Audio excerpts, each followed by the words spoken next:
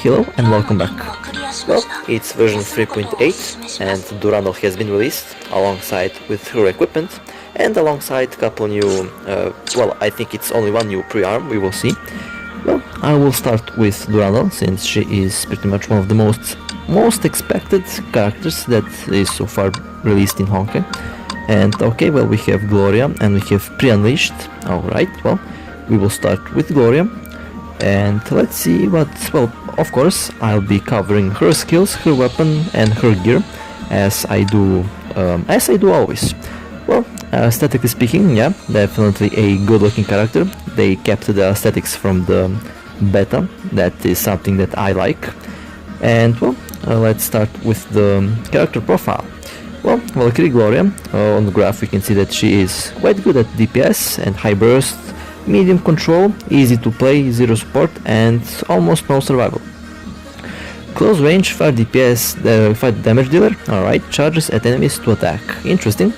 And core strengths, well, she is of course a fire elemental, so pretty much she can ignite enemies and of course do fire damage. We have her ultimate, which is really flashy and looks pretty good, Eruptio Magnifica. And more of that you will see in actual live combat. Synergy, well, best partner, Azure Imperia and Wolf's Dawn. Of course, the Azure Imperia has been meta for a while now, and her ultimate definitely is really useful for all elemental damage dealers, and that includes her. And for the equipment, well, we have for beginners pretty much Plasma Lance and pretty much basic stigmas. Master EOS Gloria, and we have these new stigmas, Hawk, which I'll be looking deep closer in a moment. And for the economic, Fuhua Musician and Lucia Spear. Interesting, Lucia Spear. Okay, I know some Lucia that will be pissed for seeing that, but okay, that's for some time else. That's for another time. Well, that was for the lineup recommendation and pretty much basic Valkyrie stuff. Now onto the weapon. EOS Gloria launches a thrust attack, and well, as you can see, quite a lengthy description of a weapon. This might very well be one of my favorite graphical design weapons. Its effects are absolutely amazing in combat, and it's pretty useful, and it's actually pretty fun to use in terms of you can throw enemies left and right. Definitely something that I had too much fun with in the closed beta, and well, you will see me playing this character in a short moment here.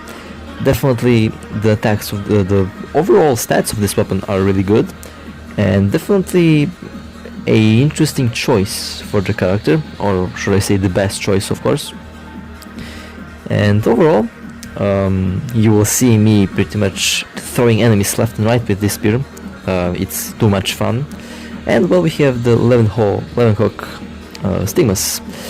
Now you can see the effect. The host gains 20% fire damage for every 10% HP lost. The host gains a buff that boosts her total damage by 4%, maximum 4 times. The max force stack will directly take effect, and well, throw or trigger for the second PC bonus, duration 10 seconds. And set bonuses: the host gains 15% total damage when unleashing ultimate. All enemies on the battlefield take 15% more fire damage from the host for 12 seconds, and force activates the 1 PC buff to the stigma set, cooldown 20 seconds.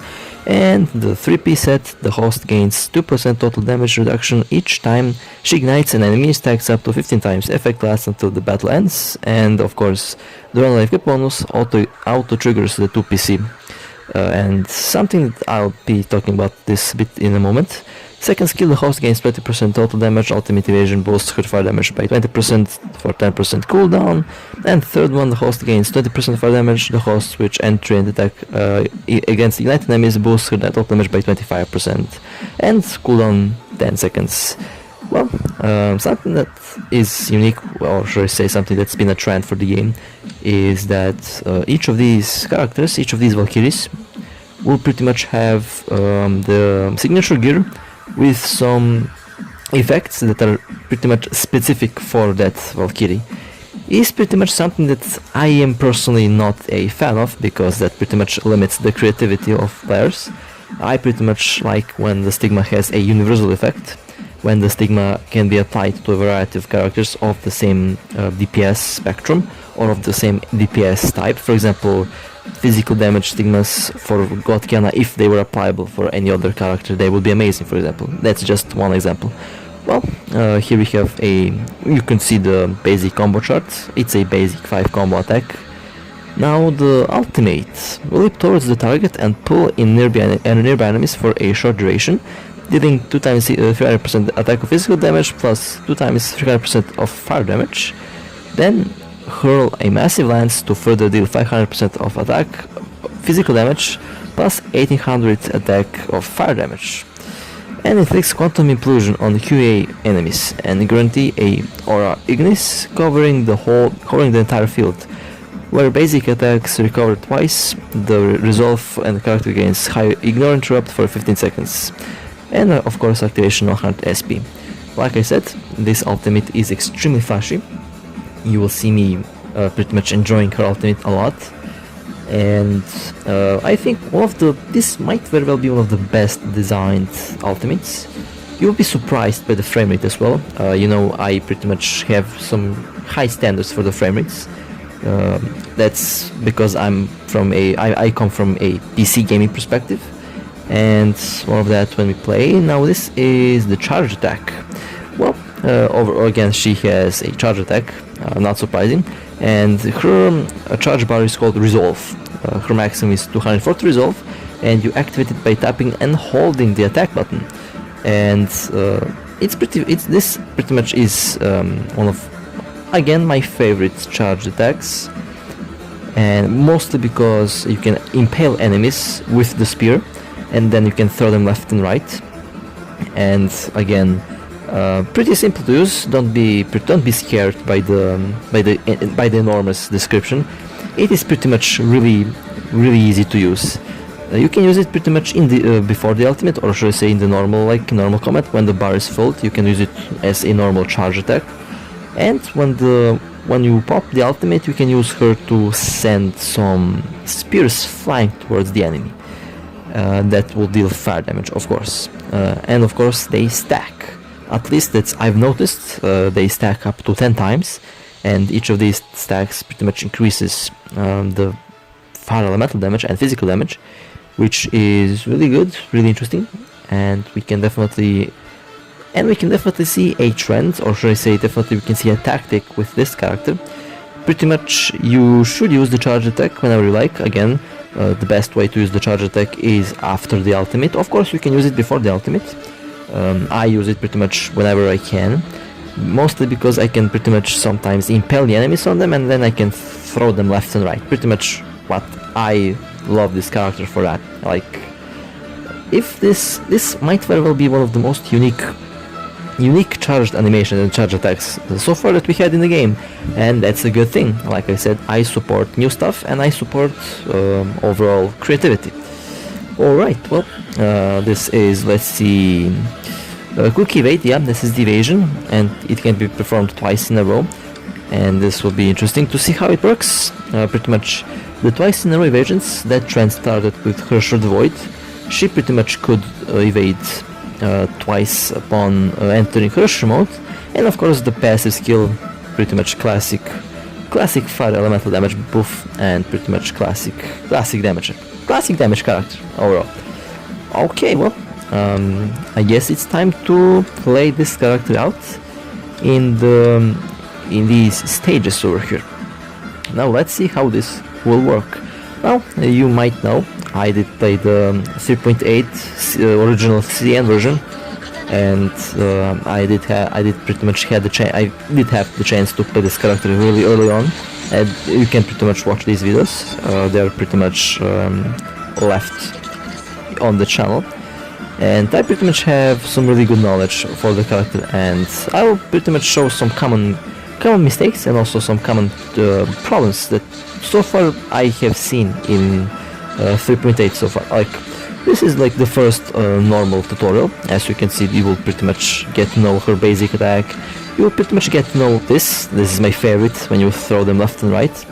And of course we can follow the guide on the left side. You should follow the guide on the left side.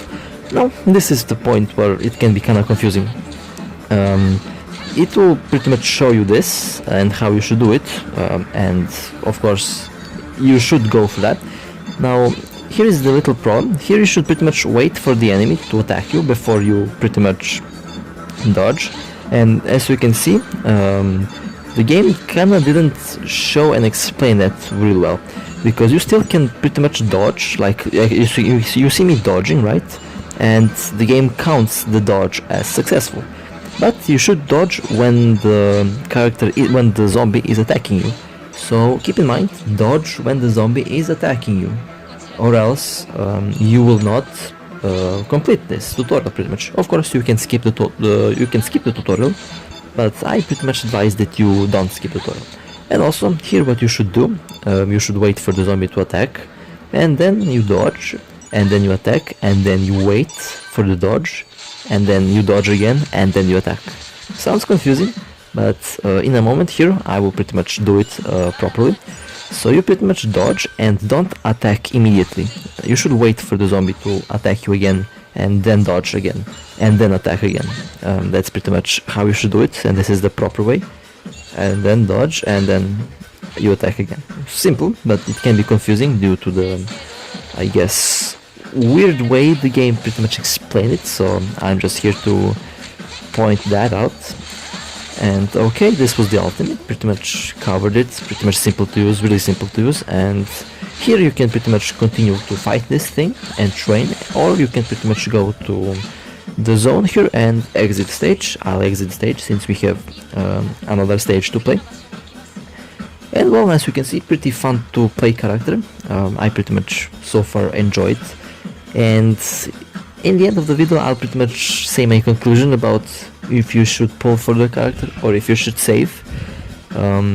Like, I have several kind of really interesting topics about that, which I'll be saying. I'll start pretty much right away. So this is a quantum type, effective against quantums, right? So pretty much quantums are meta, and if you're chasing the meta, this character will definitely help you. I mean, in the CN beta, or yeah, in the CN beta, I definitely used this character a lot, and I did get some really good. Scores with her. She does outperform Sting and Nymph. A lot of people have told me that. I am here to confirm that. She does outperform her. It is pretty much the classic trend that we're seeing in elementals being more powerful than physicals. And so far this character is for A rank. You can get her for free, of course, and she is best performing at SSS, but you don't pretty much need to raise her to the SSS rank to be really effective. S or even double S rank will pretty much be sufficient, but again, she is a farmable character. You can farm her fragments, so you should pretty much be easily able to get her to the SSS rank. And if I go for the character, I'll definitely go the easy farming route. I will not use crystals for the character, because I am still saving up for something else in the future, and that will be probably next Herrscher, which is probably around the corner at this very moment. And I often joke around, say that I'll have 100,000 crystals before that happens. That might actually happen. We will see. Just here, like, overall, if you want to retain like high ranks, you should go for the character. She is a good addition for the quantum types, and pretty much, since quantums are pretty much meta at this very moment, and you should be, if you're chasing ranks, of course, you should go for the character. That's what I'm saying. And unfortunately, Sting and Nymph will be outperformed by this character. And again, I am personally, and this is something that's my personal opinion and what I personally think, I don't like when old characters get irrelevant. I personally don't like that, and I don't like the next edition that I'll be pretty much covering in the next video. It is the pre-arms, and like I said, I'm not a fan of them, mostly because the way of obtaining them, I kinda personally don't like it, and making old characters viable again with pre-arm is, I think, not a proper way to make them good again. Some Valkyries, even with pre-arms, aren't that good still. So I think pre-arms definitely will not, improve the character base value. And that's a problem that we've had in this game for a while now. And I still have the slight hope that the developers will pretty much balance in some way or another things out in the future, since I kind of find it not fair for some people who spent money at the game for a specific Valkyrie, for that specific Valkyrie to be kind of outdated by the next patch, pretty much 30 days later. And that's pretty much something that's pretty much the reason why I'm saving up so much at this moment, since I pretty much am really picky when I pull, since I want my pulls to be worth it, right? And at this very moment I still have enough to pretty much retain Red Lotus and Agony. So pretty much for my case, I target retaining, I target pretty much base retaining, nothing more. And for that, my current gear, my current lineup, my current Valkyries are enough. And now you can pretty much see, in my case, I don't pull a lot, and I pretty much can sense nerfing right away, because the sudden change in score is something that should not happen if the Valkyries weren't tampered with, pretty much. And that's pretty much one of my ways of getting to know if some characters got nerfed or if some characters got buffed, because I don't pull a lot and I keep my gear pretty much the same for most of the stuff I do in the game anyway. So that's pretty much how I detect some funky stuff in the background. Well, this was for Valkyrie Gloria. Definitely, so far, like I said, I've been enjoying this character a lot. Definitely a fantastic character. Sorry for the extremely weird cut, I'm back now. Well, we saw Durandal in action, and we saw most of the stuff that was about Durandal. And now I will go with the pre-weapon, Pre-Unleashed. This is the new pre-weapon for Argent Knight. And well, we're about to find out how this weapon works, and well, we're about to see its effects. And of course, we will see how broken and overpowered it is. So, Skadi of Trihelm. Okay. Every winter, large area effect attack, dealing 3 times 100% of ice damage. Within the next 8 seconds, affect enemies' first attack against the wielder deals 35% less total damage, can be charged twice. Okay, interesting. So we have Ice Spirit, the wielder gains 40% ice damage and another 15% total damage against Psy enemies, and restores 2 SP upon hitting an enemy, cooldown 4 seconds. Okay, pretty overpowered effect if you ask me. And Moonlight Rhyme, weapon active will be triggered when Argent Knight consumes hypothermia 6 seconds when unleashing ultimate. The wielder restores 20 SP and resets their skill cooldown. Oh man, well, again, definitely a powerful weapon for the character. Now, I did talk about how I don't like the overall idea of pre-arms, because they break the balance, and by my terms, pre-arms shouldn't pretty much make a character viable, since that can turn into pay to win pretty easily and pretty quickly.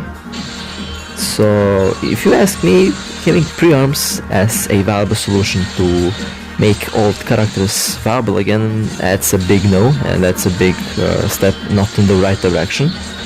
I pretty much dislike all pre-weapons and pre-arms because of how ridiculous they can be, and that pretty much shows one thing, and that is that new characters pretty much demolish older characters in terms of performance, because newer characters are made to be more powerful than the older ones, and we will see that trend continue. we will also see how Herrscher of the Reason will be destroyed by the next Herrscher, as Herrscher of the Void was destroyed by Herrscher of the Reason. That's also a trend. And I'll play a couple more stages just so that I can pretty much talk about the balance in this game. The balance in this game is broken for a very long time now. We have power creep characters like Herrscher of the Reason, and I've noticed Herrscher of the Reason kind of started to lose the DPS that she had. Other characters are pretty much at the same level of performance as she, and I pretty much dislike the ninja nerfing that's pretty much probably taking place, because, like I said before, I didn't change my gear in a couple months and my DPS just magically goes down on its own. That's something I've noticed. Like I said, I didn't change anything for months. My equipment stood the same. My equipment is the same still, and it will be the same for a very long time to come. Yet my DPS kinda drops, and I don't know, that's weird. That's really weird, since if nothing gets changed, if everything stays the same, then my DPS should stay the same, which isn't the case. I lose DPS patch by patch, and I don't like that one bit. And well, we will see how, like I said, Argent Knight wasn't that much of a popular character anyway. People didn't like this character, they called this character useless, and they gave her pre-arm now.